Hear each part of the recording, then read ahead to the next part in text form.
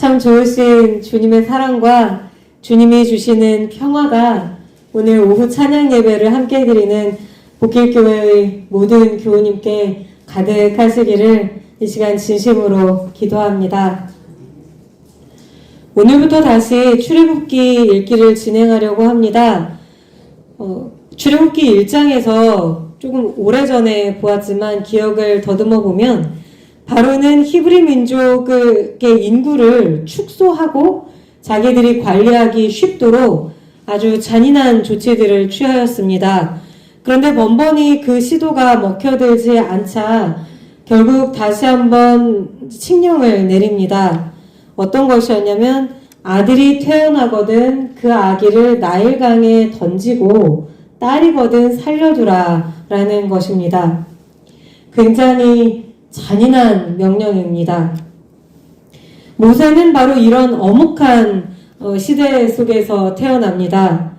레위 가문에 속한 두 남녀가 출애굽기 6장에서는 그들의 이름을 아므람과 요게벳이라고 기록합니다. 이 레위 가문에 속한 두 남녀가 혼인하여서 그 가정에 아기가 태어났는데 아들이었습니다. 보통의 경우라면 이제 고대 사회에서 아들은 그 가정에 대를 이을 중요한 상속자입니다. 특히 맏아들은 더 그렇겠죠. 근데 맏아들은 아니었지만 아들이었습니다. 아기의 어머니는 그 아들이 잘생겨서 그를 나일강에 차마 던지지 못하고 숨겨서 기르게 됩니다. 석 달 동안 말입니다.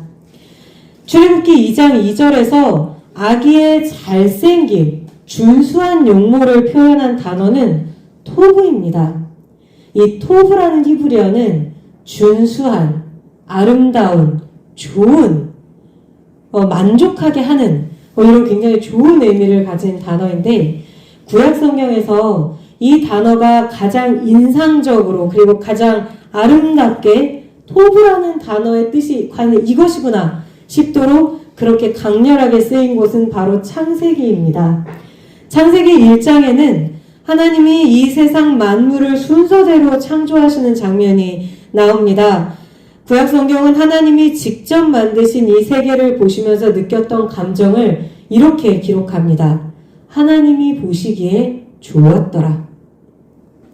이 말씀이 한 번만 기록된 것이 아니라 하루의 창조가 끝날 때마다 등장합니다. 하나님이 이 세상을 하루하루 만드시면서 그 만드신 세상을 보실 때마다 너무 좋다. 너무 아름답구나. 내가 이 세상을 만들기를 참 잘하고 있구나. 이렇게 피조된 세상을 보시면서 기뻐하고 즐거워하고 사랑스러워하시고 또 만족하셨다는 것입니다.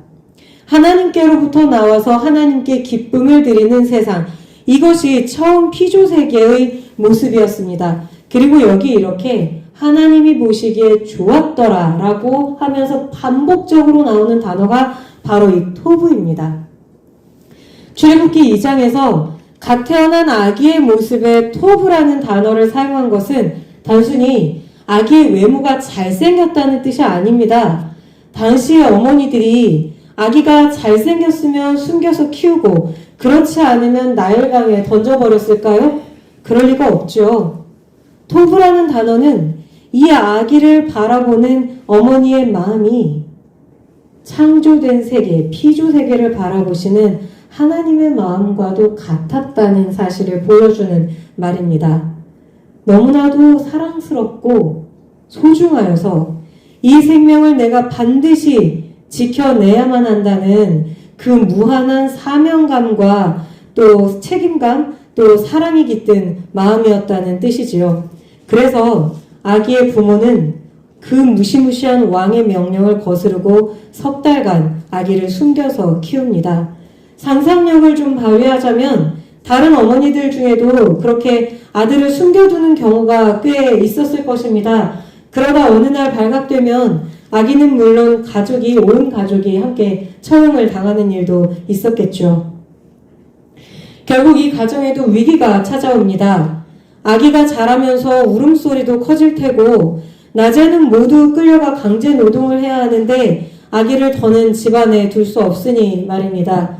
결국 아기의 어머니는 아기를 떠나보낼 결심을 합니다. 성경은 이 과정을 굉장히 세밀하게 표현을 해서 보여줍니다. 출애굽기 2장 3절의 말씀입니다. 그를 위하여 갈대 상자를 가져다가 역청과 나무 진을 칠하고 아기를 거기 담아 나일 강가 갈대 사이에 두고. 여러분, 이 구절이 어떻게 읽히십니까?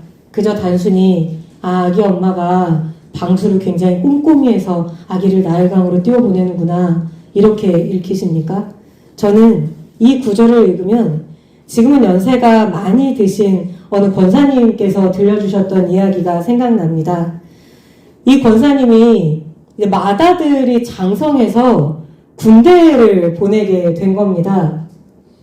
지금도 몇 년씩 그렇게 갑작스럽게 뭐 20살, 21살, 22, 3살이 되더라도 부모님들의 눈에는 여전히 자녀들은 어린아이 같지 않습니까?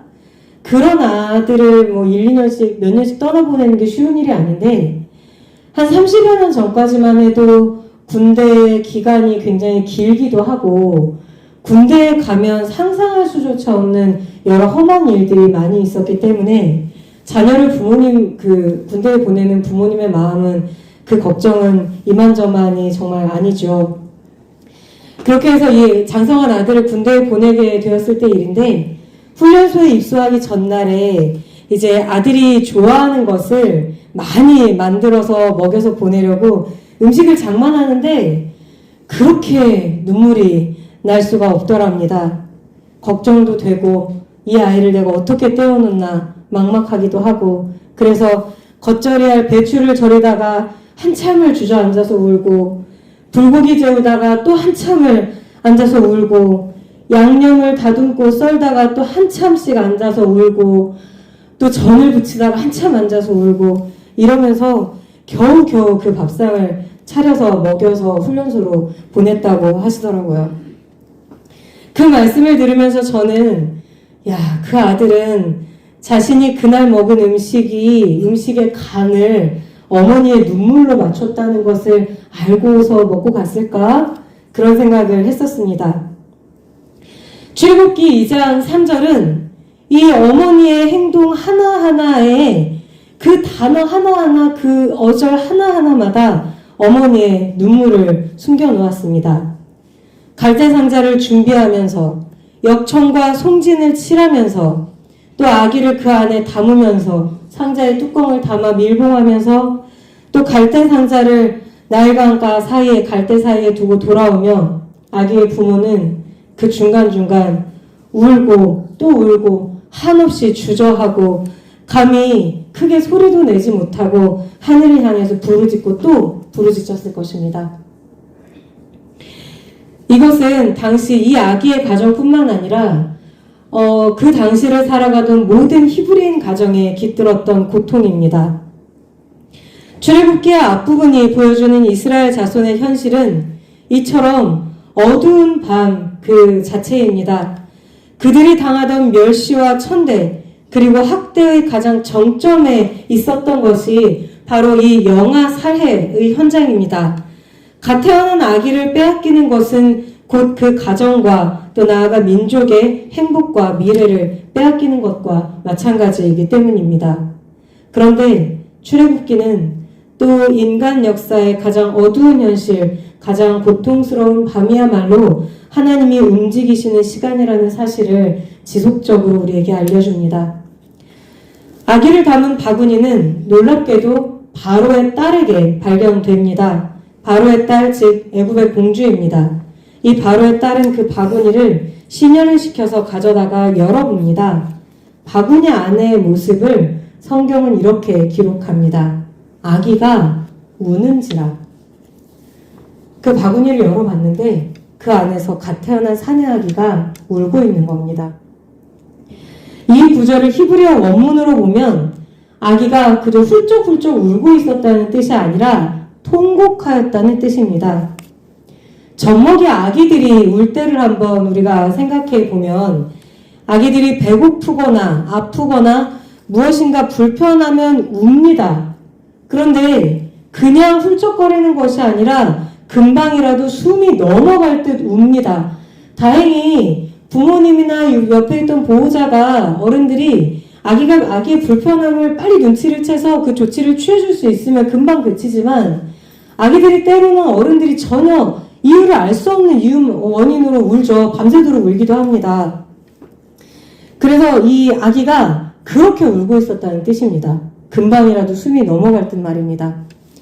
바구니 속 아기는 이렇게 울고 있었던 이 아기를 본 애굽 공주의 마음이 흔들립니다.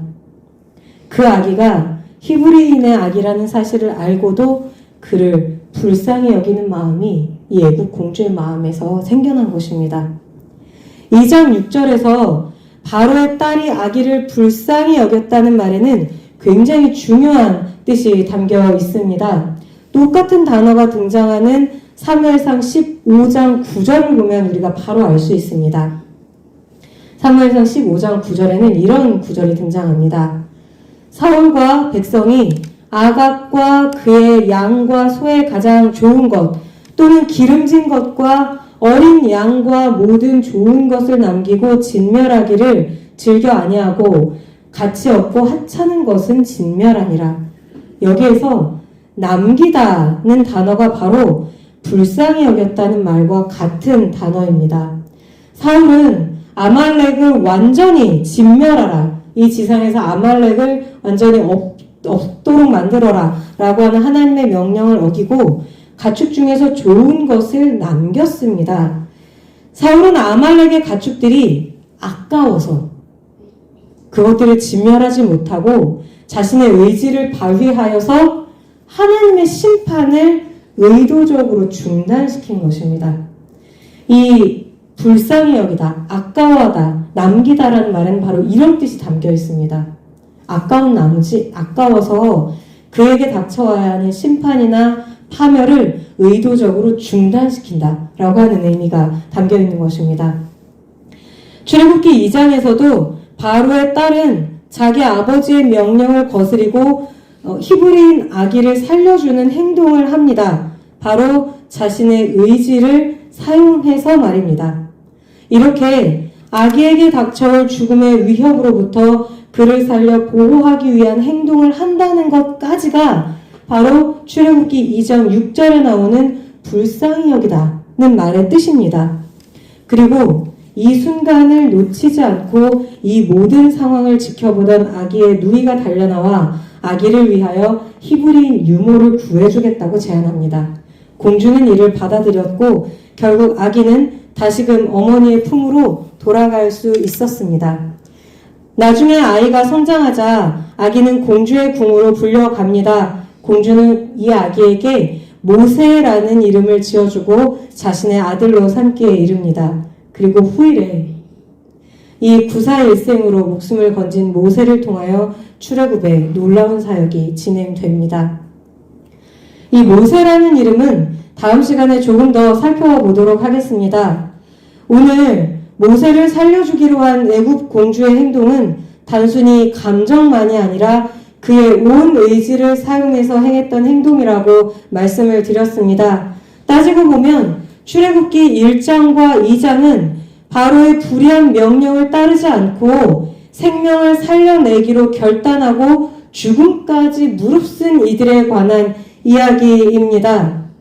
이렇게 불의에 맞서서 자기가 할 수 있는 영역에서 무엇이라도 해보려고 생명을 살려보려고 애쓰고 또 몸부림치고 하늘을 향해 울부짖었던 바로 이 사람들의 헌신과 이 사람들의 마음 속에 하나님이 역사하시고 하나님이 새로운 구원의 역사를 만들어 가셨던 것입니다.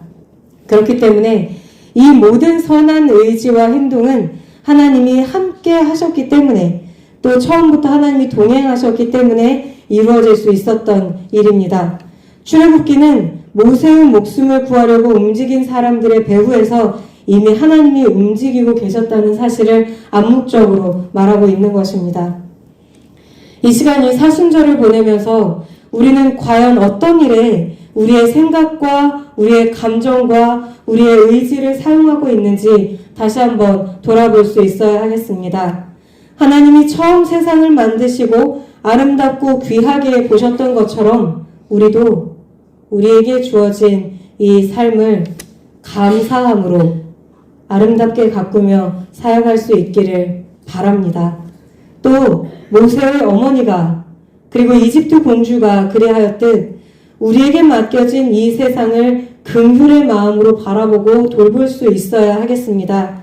그리하여 선한 의지에 따라 기도하고 결단하며 행동하는 사람과 동행하며 그를 지켜주시는 주님의 은혜를 풍성히 누리는 우리 모두가 될 수 있기를 간절히 소원합니다. 함께 기도하시겠습니다.